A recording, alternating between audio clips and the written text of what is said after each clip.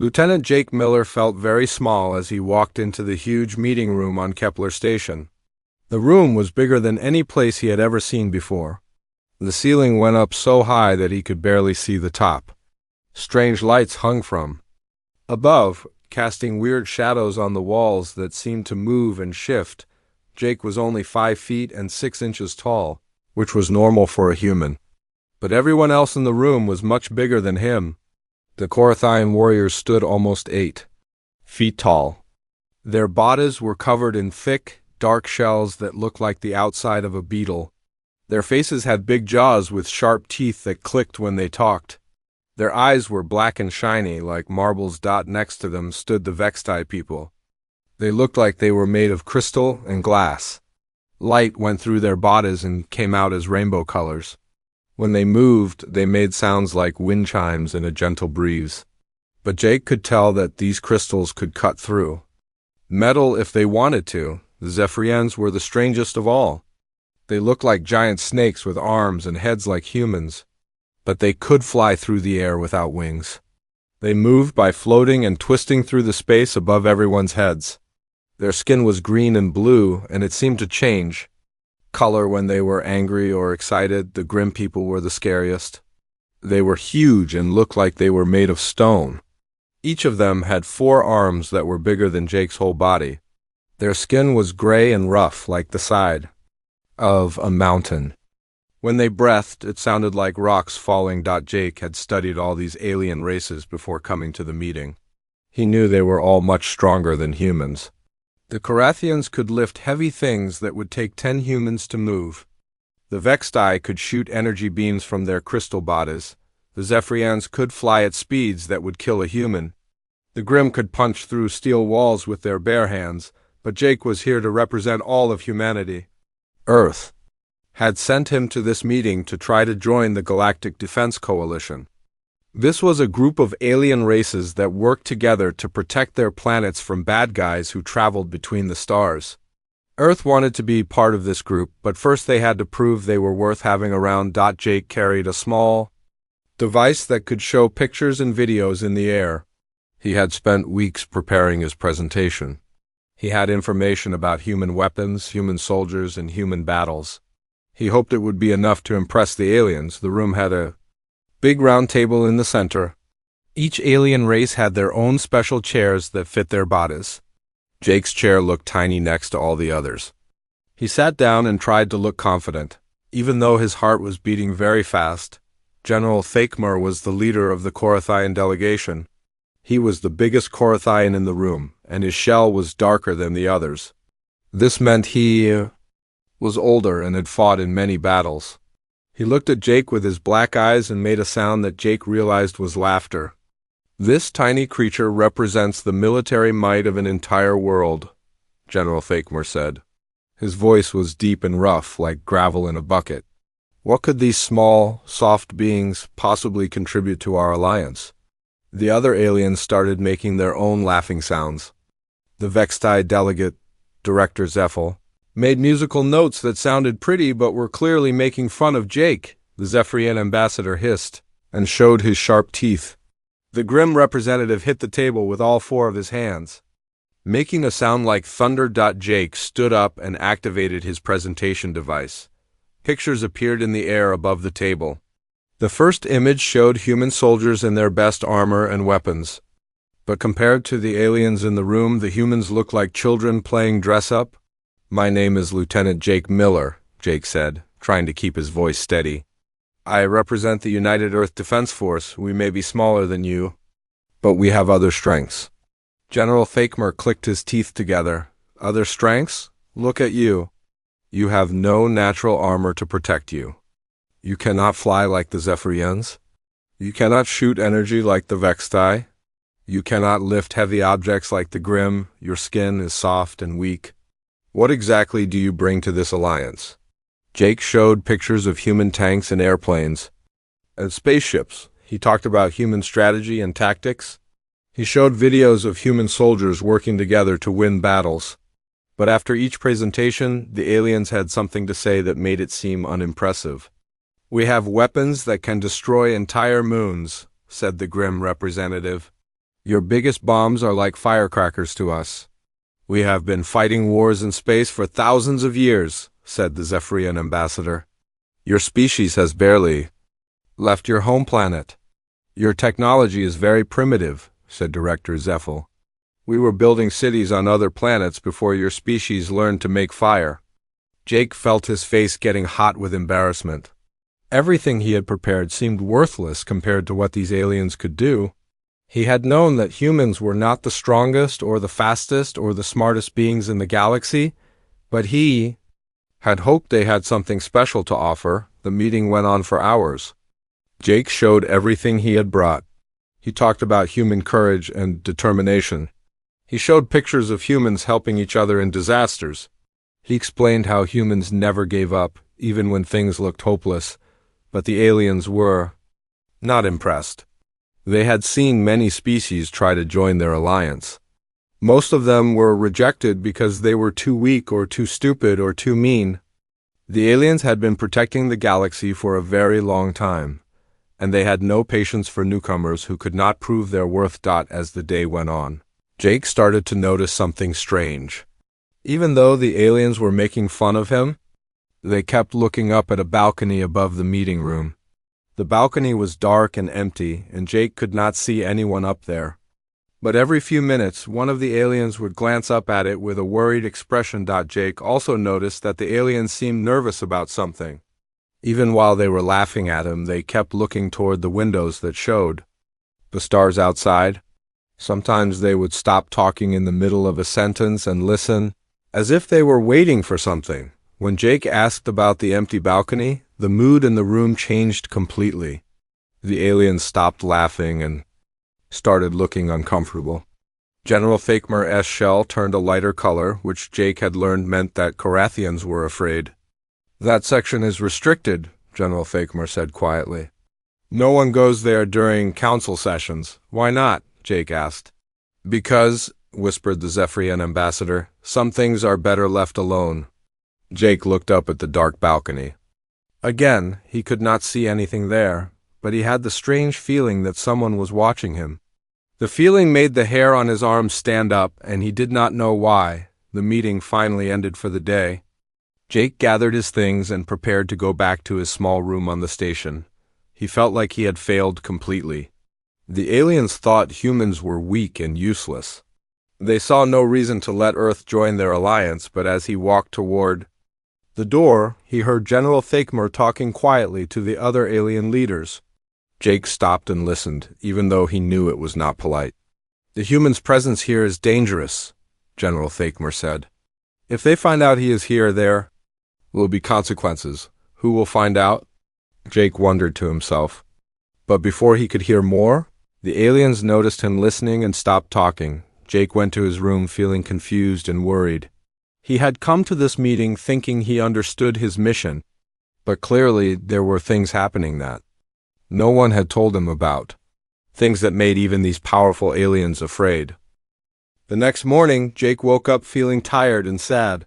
He had barely slept because he kept thinking about the meeting. The aliens had laughed at everything he showed them. They thought humans were weak and worthless. Jake wondered if he should just give up and go home, but he had a job to do. Earth was counting on him. So he got dressed in his best uniform and went to the meeting room for the second day of talks. The aliens were already there when he arrived. They were standing in small groups, talking quietly to each other. When Jake walked in, they looked at him and started making their laughing sounds again, but something was different today. Jake noticed that their laughter seemed forced, like they were trying too hard to be mean. The second day was much like the first. Jake showed more pictures and videos of human military technology. The aliens continued to mock everything he presented. But Jake started to notice that they kept looking up at the empty balcony more often. Sometimes they would stop talking completely and just stare at it. During the lunch break, Jake was sitting alone at a small table eating his meal. The alien food looked strange and smelled weird, but it tasted okay. He was trying to figure out what to do next when someone sat down across from him. It was a Korathian, but smaller than General Fakmer. This one's shell was lighter in color, which meant he was younger. Jake remembered from his studies that younger Korathians were usually more willing to talk to outsiders. "Human Jake," the Korathian said quietly, looking around to make sure no one else was listening. "My name is Sub-Commander Veltar. I need to speak with you." Jake put down his fork and looked at the alien. Veltar's shell was getting lighter by the minute, which meant he was getting more afraid. "What do you want to talk about?" Jake asked. "Your species," Veltar said, his voice barely above a whisper. "You come from the third planet of the Sol system, correct?" "Yes," Jake said. "Earth is the third planet from our sun." Veltar's shell turned almost white. "That system is marked in our star charts. There are warnings passed down through our military academies. Stories of something that lives in the dark spaces beyond your planets. Something that has been watching and waiting." Jake felt confused. What kind of something? But Veltar was already standing up. "I cannot say more. But, human Jake, your people should be very careful. The darkness beyond your sun is not empty." Then he walked away quickly, leaving Jake alone with his questions. That afternoon, during another boring presentation about human weapons, Jake noticed a Vextai sitting near the back of the room. This one was smaller than Director Zeffel, and her crystal body was glowing very dimly. After the meeting ended, she approached Jake. "Human," she said, her voice sounding like tiny bells ringing. "I am Junior Diplomat Silva. May I speak with you privately?"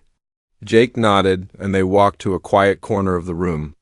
Silva's crystal body was flickering with worried light patterns. "Your son is young," she said. "But the darkness beyond? It is very old. Our exploration ships have detected movements in the empty space near your system. Ships that do not answer when we try to talk to them." "What kind of ships?" Jake asked. "We do not know," Silva admitted. "They are unlike anything in our databases. They move in ways that should not be possible. And they seem to be protecting something." "Protecting what?" "Your system," Silva said. "Any ship that gets too close to your planets either disappears or comes back with no memory of what happened. The crews always report technical problems, but their ships show no damage." Jake felt a chill run down his spine. "How long has this been going on?" "For as long as we have been exploring space," Silva said. "My people have been spacefaring for over 2,000 years. The warnings about your system are older than our oldest records." Before Jake could ask more questions, Silva hurried away. Her crystal body flickering with nervous energy, the next day brought another encounter. Jake was walking through the station's corridors when a Zephyrian appeared in front of him, floating down from the ceiling. It was not the ambassador, but a smaller one with brighter colored skin. "Human," the Zephyrian said, his serpentine body coiling and uncoiling in the air. "I am Cultural Attach Mordish. We need to talk." They found a quiet observation lounge where they could speak without being overheard. Mordish floated near the ceiling, his color-changing skin showing patterns that Jake had learned meant extreme worry. "Your species should not be here," Mordish said bluntly. "By allowing you into the galaxy, we risk drawing their attention. They have been sleeping for so long, content to stay in the shadows of your star. But if you travel too far from home, who are they?" Jake asked, feeling frustrated. "Everyone keeps talking about them, but no one will tell me who they are." Mordish's skin turned dark blue, which meant he was very afraid. "We call them the Watchers. Some say they are the Ancient Ones, others call them the Darkness Between Stars, but most of us just call them the Apex Predator." "Apex Predator?" Jake repeated. "The thing that hunts the hunters," Mordish explained. "The creature that even the strongest warriors fear? Every species in the galaxy has legends about them. But they are not legends, they are real, and they live in your system." Jake felt his heart beating faster. "What do they want?" "Nobody knows." Mordish said, "They do not communicate with us. They do not attack unless provoked. They simply watch and wait. But human, if your species continues to expand into the galaxy, you might wake them up. And none of us want to see what happens then." That night, Jake could not sleep at all. He kept thinking about what the aliens had told him. There was something powerful and dangerous living in his home system. something that had been there for thousands of years, watching and protecting Earth without humans even knowing about it. Jake decided to do some research. He accessed the station's computer system and looked up information about the Sol system. Most of the files were normal scientific data about the planets and the sun, but some files were marked with warning symbols. Jake found records of exploration, missions that had tried to visit the outer parts of the Sol system. Ship after ship had reported strange readings and equipment failures. Some ships had disappeared completely, only to reappear days later with confused crews who remembered nothing. One report caught his attention. A grim exploration vessel had detected massive energy signatures in the space beyond Neptune. When they tried to investigate, their ship was suddenly surrounded by unknown vessels. The report ended abruptly, and the next entry was filed 3 days later, claiming that the mission had been canceled due to technical problems. Jake found similar reports from all the major alien species. Everyone had tried to explore the Sol system at some point, and everyone had failed. The files were full of references to guardian vessels, unknown technology, and memory alteration. The most disturbing discovery was a series of reports about alien ships that had gone missing near Earth. These ships had been on routine missions to other parts of the galaxy, but they had vanished when they passed too close to the Sol system. Some were found later, floating empty in space. Others were never seen again. As Jake read these reports, he started to understand why the aliens at the meeting kept looking nervous. They were not just mocking him because they thought humans were weak. They were afraid of something else entirely, something that might be connected to his presence at the station. Jake closed the computer files and sat in the darkness of his room. Outside his window, he could see the stars. Somewhere out there, beyond those distant suns, was Earth, and apparently, Earth was not as defenseless as everyone believed. The small human was being mocked, but there was something watching from the shadows, something that had been protecting humanity for longer than any alien could remember. Jake just hoped he would live long enough to find out what it was. On the 5th day of the meeting, Jake was getting ready for another day of being laughed at when alarms started going off all over the station. Red lights flashed in the hallways and a voice spoke over the speakers in a language Jake did not understand. Jake hurried to the meeting room where all the alien delegates were already gathered. But they were not sitting at the table like usual. Instead, they were all standing near the big windows that looked out into space. Their faces showed fear and confusion. General Fakemore was talking rapidly to the other leaders. His shell had turned the palest color Jake had ever seen on a Korathian. Director Ziffel-S crystal body was flickering with erratic light patterns. The Zephyrian ambassador was coiled so tightly that he looked like a ball of scales. Even the mighty grim representative seemed nervous. "What is happening?" Jake asked, but none of the aliens answered him. They were all staring out at the stars. Then Jake saw it. A ship was approaching the station, but this was not like any ship Jake had ever seen before. It was huge, bigger than the station itself.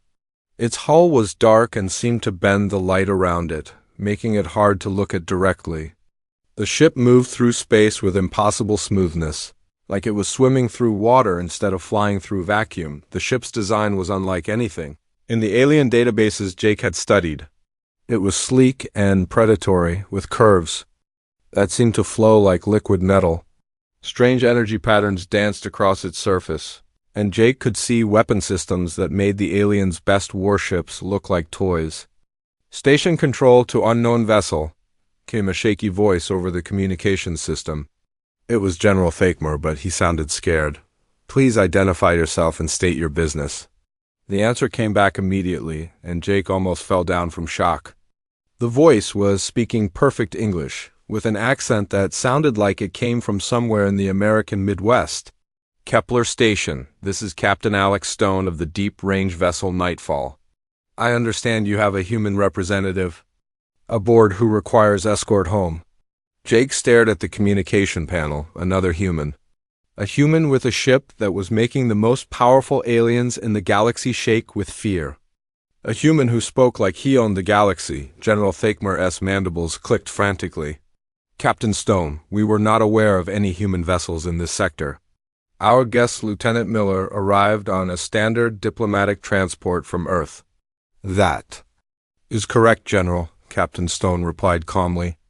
Lieutenant Miller was permitted to attend your summit as part of our ongoing evaluation of galactic species. That evaluation is now complete.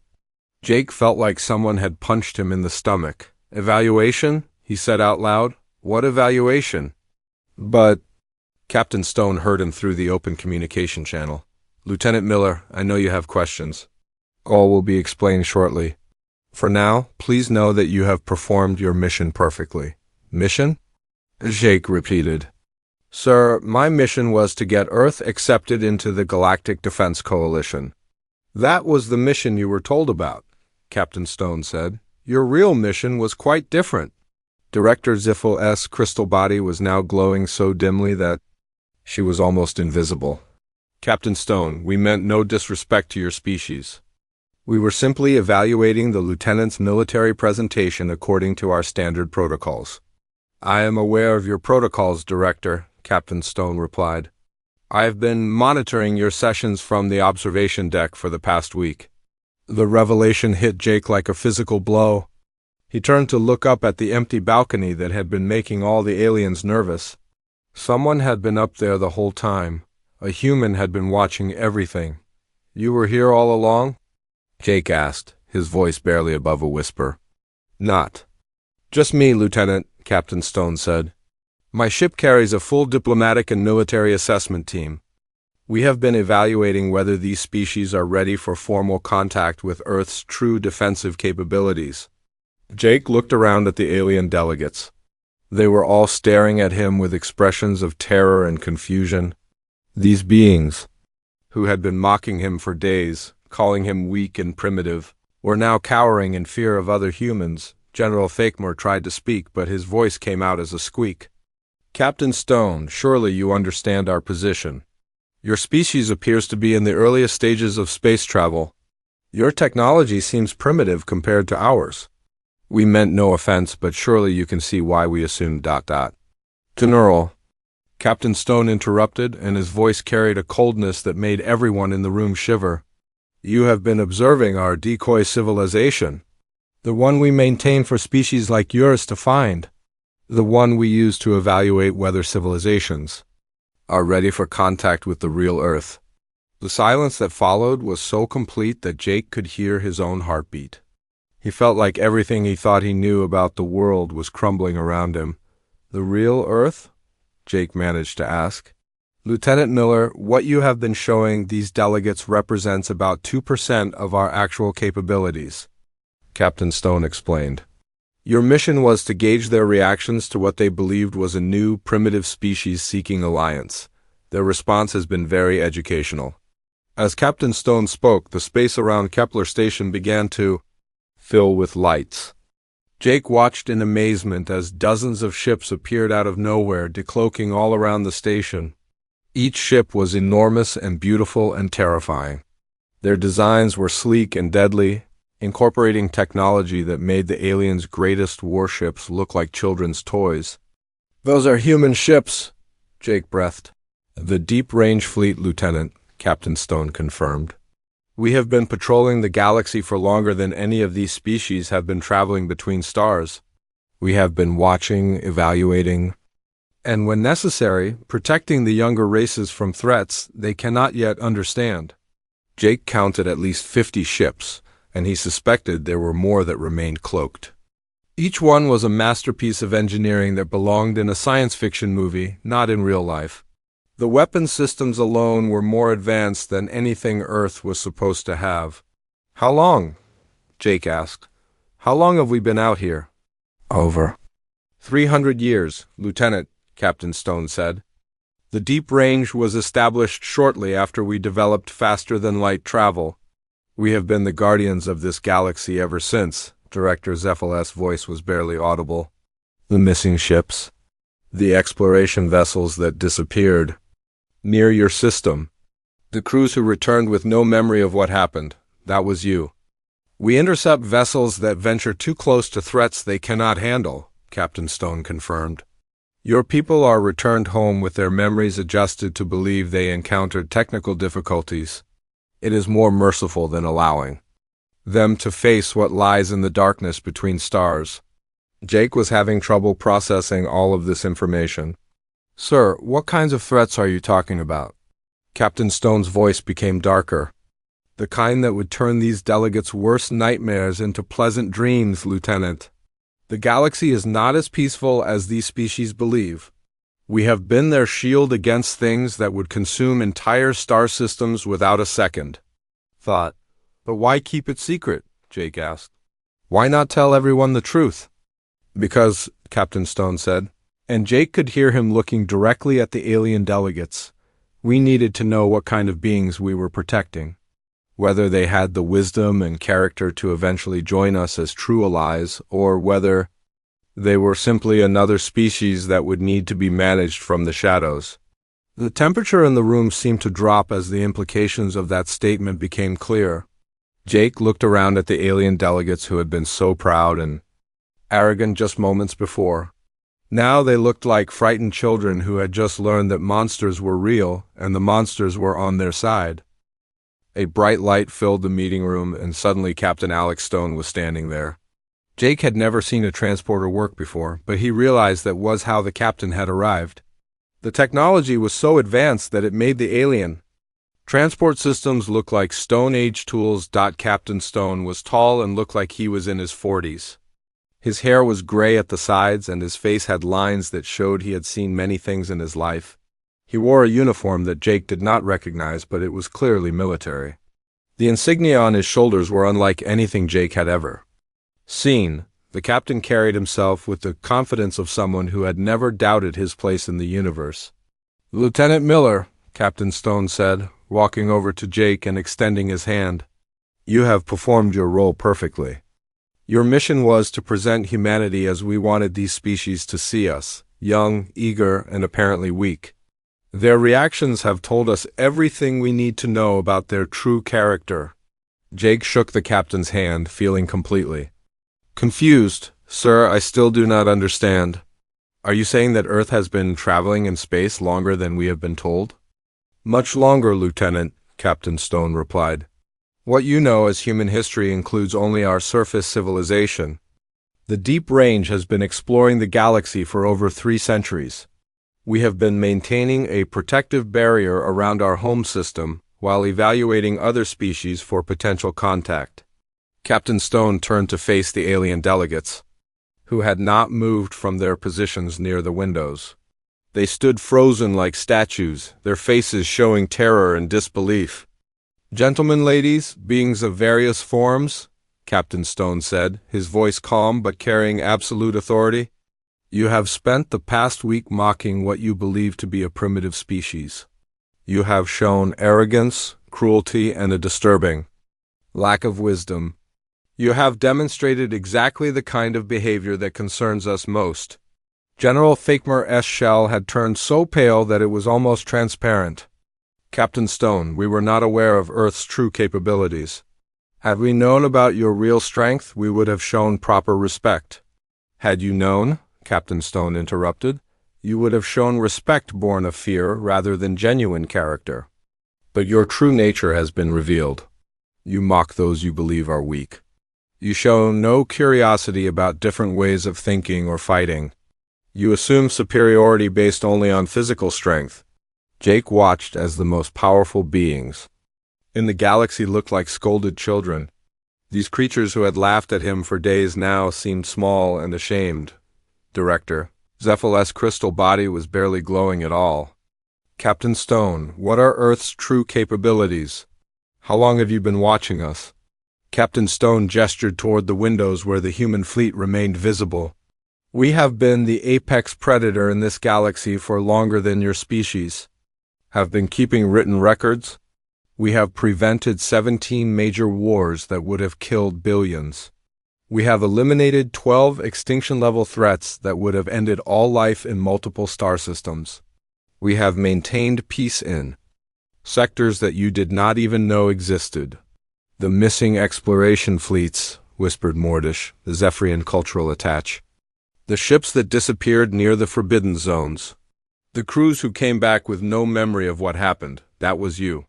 We intercept vessels that venture too close to threats they cannot handle, Captain Stone confirmed. Your people are.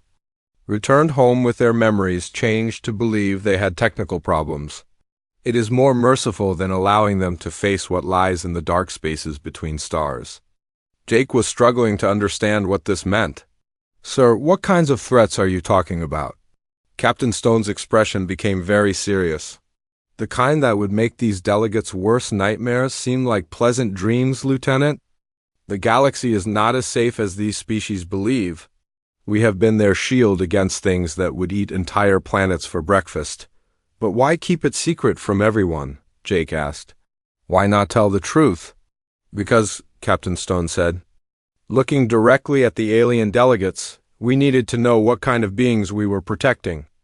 Whether they had the wisdom and character to eventually join us as true allies, or whether they were simply another species that would need to be managed indefinitely. The word managed seemed to hang in the air like a threat. Jake could see the aliens understood exactly what that meant. You have been testing us, General Thakmer said quietly. This entire summit was a test? Every interaction with a new species is a test, Captain Stone replied. We have learned that the way beings treat those they believe are weaker tells us everything we need to know about their character. Jake looked around the room at the alien delegates. Just a week ago, they had seemed so powerful and important. Now they looked fragile and frightened. The balance of power in the galaxy was completely different from what anyone had believed. Captain Stone, Jake said carefully, what about me? What about Earth's regular people?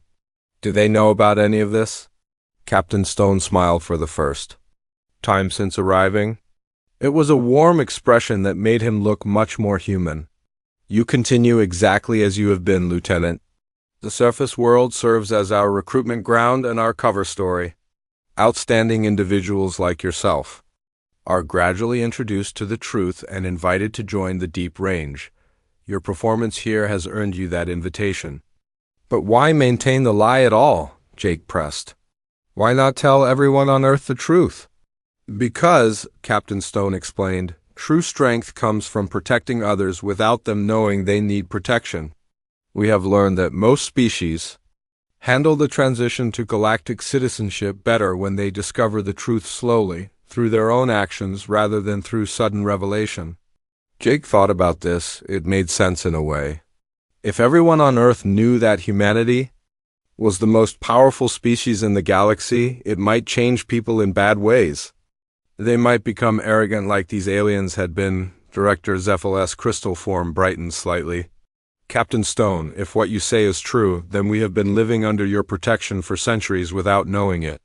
Why reveal yourselves? Now? Because it is time to decide your future, Captain Stone said. The evaluation period is ending. We have enough data to make our determination about your species' readiness for contact with the real galactic community. The real galactic community? Asked the grim representative, speaking for the first time since Captain Stone had arrived. The coalition of apex species, Captain Stone explained. Civilizations that have proven themselves capable of protecting others rather than exploiting them. Races that have moved beyond the need to establish dominance through mockery and aggression. Species that understand that true power comes from service, not from conquest. Captain Stone walked to the viewport and looked out at the stars. There are currently 7 species in the true coalition.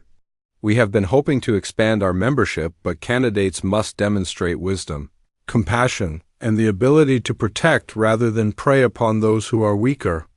And we have failed this test, Mordish said quietly, his serpentine form coiled with shame. Your initial reaction suggests that you have, Captain Stone confirmed. However, I am authorized to offer you a choice. The decision you make in the next few minutes will determine the future of your entire species. Jake felt the weight of history pressing down on the room. The fate of 4 entire civilizations was about to be decided, and somehow he was at the center of it all.